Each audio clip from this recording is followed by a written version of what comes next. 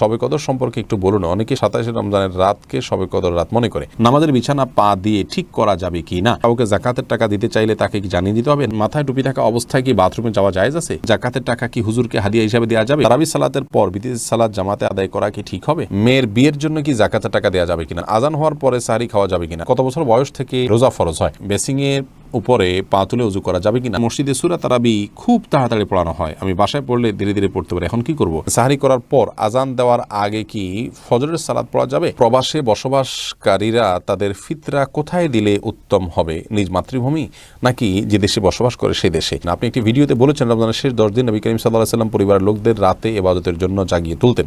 আমার প্রশ্ন হলো, একই ব্যক্তি একই সময় মসজিদ এবং বাড়িতে কিভাবে অবস্থান করতে পারেন? দেনা পরিশোধ না করে যাকাত অথবা দান সদকা করলে কবুল হবে কিনা?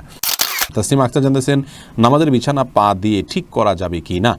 নামাজের বিছানা পা দিয়ে ঠিক করতে কোনো অসুবিধা নেই। মোহাম্মদ হাসান জানতেছেন, কাউকে যাকাতের টাকা দিতে চাইলে তাকে কি জানিয়ে দিতে হবে? না, তাকে জানিয়ে দেওয়া জরুরি নয়, জানিয়ে দেওয়া ছাড়া যাকাত দিতে পারবেন। তাইফুর রহমান তাহসিন জানতেছেন, মাথায় টুপি থাকা অবস্থায় কি বাথরুমে যাওয়া জায়েজ আছে? কোনো অসুবিধা নেই, যাবেন, বরং অনেক ওলামাদের মতে খালি মাথায় যাওয়া মাকরুহ, কিছু একটা থাকা উচিত, কোনো অসুবিধা নেই মাথায় টুপি থাকলে বাথরুমে যেতে। নিয়াজ তামজিদ জানতে চেয়েছেন, জাকাতের টাকা কি হুজুরকে হাদিয়া হিসাবে দেওয়া যাবে? হুজুর যদি গরিব মানুষ হন, অভাবী হন, জাকাত খাওয়ার হকদার হন, তার যে মাসিক উপার্জন আছে সেটা দিয়ে তার সংসার চলানো টানাটানি হয়, তাহলে তাকে দিতে পারেন, কোনো অসুবিধা নেই।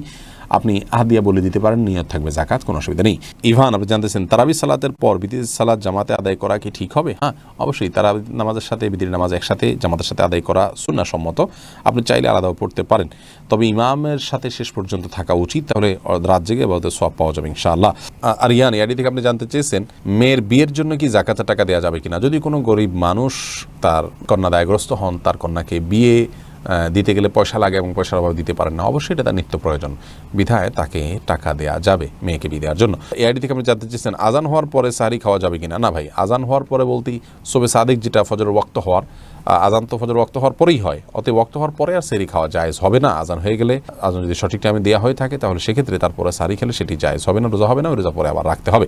সঞ্জিদা লুবনা জিনিয়া আপনি জানতে চেয়েছেন, কত বছর বয়স থেকে রোজা ফরজ হয়? এবং প্রাপ্তবয়স্ক হওয়া থেকে। মেয়েদের যখন মাসিক শুরু হয় তখন থেকে রোজা ফরজ হয়, ছেলেদের যখন স্বপ্ন শুরু হয় তখন থেকে রোজা ফরজ হয়। অতএব প্রাপ্তবয়স্ক হয়ে গেলে তখন থেকেই তার জন্য রোজা আবশ্যক হয়, তবে রোজা আগে থেকে রাখার অভ্যাস গড়ে তোলা উচিত। লাল সবুজের বাংলাদেশ আইডি থেকে আপনি জানতে চেয়েছেন, চাকরি ক্ষেত্রে হিন্দু এবং মুসলিম একসঙ্গে থাকা হয়, আমাদের ইফতারের সময় হিন্দু আমাদের কাজে সাহায্য করে এবং আমাদের সঙ্গে ইফতারের খাবার খায়, ইসলামে জায়েজ, এখানে কোনো অসুবিধা নেই। আমাদের ইফতার তাদেরকে খাওয়াতে কোনো সমস্যা নেই, একসাথে থাকাতে কোনো অসুবিধা নেই, বরং ইসলামের সৌন্দর্য তার সামনে উপস্থাপন করার উদ্দেশ্যে তাকে মিশতে দেওয়া উচিত, তার সাথে মেশা উচিত।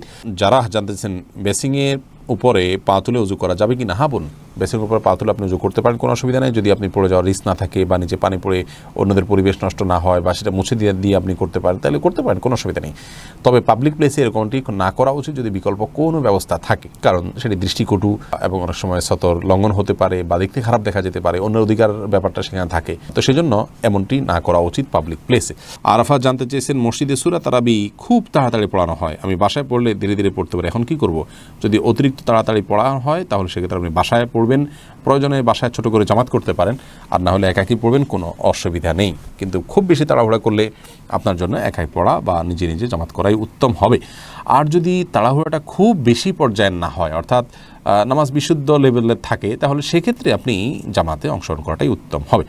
ইব্রাহিম খলিল জানতে চেয়েছেন, সাহরি করার পর আজান দেওয়ার আগে কি ফজরের সালাত পড়া যাবে? যদি ওয়াক্ত হয়ে যায় আপনি ফজরের সালাত পড়তে পারেন, কিন্তু আজান দিতে দেরি হচ্ছে 5-10 মিনিট, তাহলে সেক্ষেত্রে আপনি নামাজ পড়তে পারেন। আর যদি ওয়াক্তই না হয়, এখনও টাইমই না হয় ফজরের, তাহলে সাহরি খেলেও নামাজ পড়তে পারবেন না, ওয়াক্ত পর্যন্ত অপেক্ষা করতে হবে। ইন্না সলাতা কানাত আল মুমিনিনা কিতাব মাওকুতা, কারণ মুমিনদের জন্য নামাজটা নির্দিষ্ট সময়ে আদায় করাটাকে আবশ্যক করা হয়েছে, অতএব সময় হতে হবে, তার আগে পড়তে পারবেন না। আজানের সাথে সম্পর্ক না, বিষয়টা সময়ের সাথে সম্পৃক্ত। এরপরে রেশমা বিনতে নজরুল জানতে চেয়েছেন, প্রবাসে বসবাসকারীরা তাদের ফিতরা কোথায় দিলে উত্তম হবে? নিজ মাতৃভূমি নাকি যে দেশে বসবাস করে সেই দেশে? বোন রেশমা, প্রবাসীরা তারা যে দেশে বসবাস করছেন সে দেশে যদি গরিব অভাবী খুঁজে পান তাহলে সেখানে দিবেন, সেটা উত্তম হবে। সেখান থেকে যদি আরও বেশি অভাবী মানুষ কোনো দেশে পাওয়া যায়, যেটা নিজের দেশে, তাহলে সেখানেও তারা দিতে পারেন, কোনো অসুবিধা নেই। বরং আরও বেশি অভাবী হলে সে দেশে আপনার ট্রান্সফার করা জায়েজ আছে, কোনো অসুবিধা নেই। তবে যে দেশে থাকেন সে দেশে যদি অভাবী থাকে এবং অহরহ অভাবী পাওয়া যায় খুঁজে, তাহলে সে দেশে দেওয়া উত্তম। মুজাহিদুল ইসলাম শাহিন জানতে চেয়েছেন, পাশের ফ্ল্যাটে হিন্দু বা বিধবা ভদ্রমহিলা থাকেন, আমার স্ত্রীর সাথে তার সুসম্পর্ক আছে, আমার স্ত্রীর অনুপস্থিতিতে উনি প্রতিদিন মানা করা সত্ত্বেও আমাকে রান্না করে তরকারি দিচ্ছেন, এতে কি আমার রোজাতে কোনো সমস্যা হবে কিনা?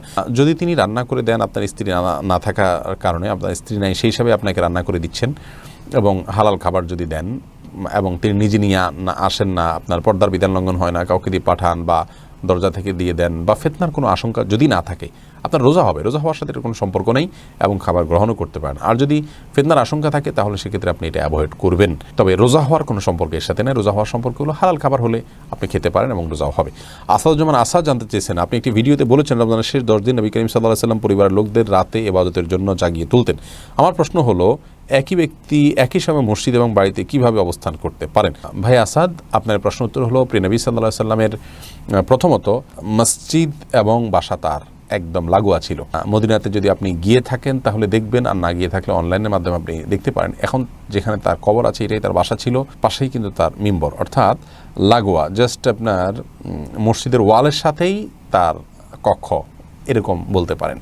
তো যার কারণে জাগিয়ে তোলা খুব সহজ, বিষয়টি বুঝতে পারলেন আপনি। আর দ্বিতীয়ত হলো, বিভিন্ন হাদিস থেকে বোঝা যায় যে আমাদের আয়েশা উম্মাহাতুল মুমিনিন নবী করিম সাল্লাল্লাহু আলাইহি ওয়াসাল্লামের প্রতিগণ তার জীবদ্দশাতেও এতেকাফ করতেন মসজিদে। তো সেক্ষেত্রে তো তাদেরকে ডেকে তোলা অবশ্যই সম্ভব। তারা মেয়েদের সেকশনে হয়তো আলাদা থাকতেন, তাদেরকে তিনি ডেকে তুলতেন মসজিদের মধ্যেই। এটা অসম্ভব কিছু ছিল না, দুদিক থেকেই সম্ভব। এর পরের প্রশ্নটি দেখতে পাচ্ছি জাহিদ হাসান ভাইয়ের, আপনি প্রশ্ন করেছেন দেনা পরিশোধ না করে যাকাত অথবা দান সদকা করলে কবুল হবে কিনা। দেনাটা যদি সিস্টেমিক্যাল দেনা হয়, ধরুন আপনি কিস্তিতে দিয়ে যাচ্ছেন, একটা কমিটমেন্টের মধ্যে আছেন, সেভাবে দেনাটা আপনি আস্তে আস্তে দিয়ে যাচ্ছেন, সেটা হলে কোনো অসুবিধা নেই। ওই দেনা থাকা সত্ত্বেও আপনি দান সদকা করতে পারবেন। আর যদি এমন হয় যে অন্যের দেনার প্রেশার আছে, আপনি কমিটমেন্ট ব্রেক করেছেন অথবা এরকম কোনো কিস্তি দিয়ে তার সাথে কোনো কিস্তি বা কোনো মাধ্যমে কোনোভাবে তার সাথে কোনো আলোচনায় আসেন নাই যে দেনা আপনি কখন কীভাবে পরিশোধ করবেন সে বিষয়ে, তাহলে সেক্ষেত্রে আপনার জন্য এভাবে দেনা দারের টাকা আটকিয়ে রেখে তার তলব আছে অথচ আপনি দিচ্ছেন না, এই অবস্থায় আপনি দান করছেন, সেই দান অবশ্যই গ্রহণযোগ্য হবে না এবং সেটি জায়েজ হবে না। এর কারণে আপনি গুনাহগার হতে পারেন মানুষের হক নষ্ট করার কারণে। জাকাতের বিষয়টি ভিন্ন, আপনার দেনার উপরেও যদি জাকাত থাকে তাহলে জাকাতও দিবেন, দেনাও দিবেন, একটার সাথে আরেকটা নির্ভরশীল নয়।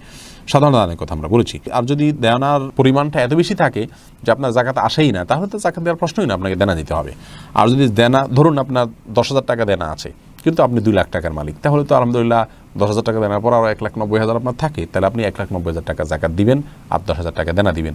এখানে যদি দেনা না দিয়ে জাকাত দেন আপনি গুনাহ হবে না, কারণ জাকাত একটা দেওয়ার বিষয়, দেনা আলাদা আরেকটা দেওয়ার বিষয়। সাধারণ দান করতে পারবে না দেনাদারের দেনা না দিয়ে।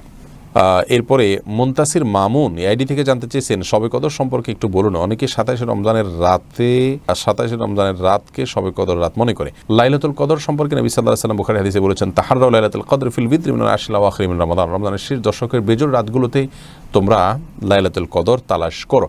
অতএব রমজানের শেষ দশকের প্রত্যেকটা রাতই বিশেষ করে, আর আরও বিশেষ করে রমজানের শেষ দশকের বেজোড় রাতগুলোতে 21, 23, 25, 27, 29 এই রাতগুলোতে আমরা রাতবন্দি বেশি করব।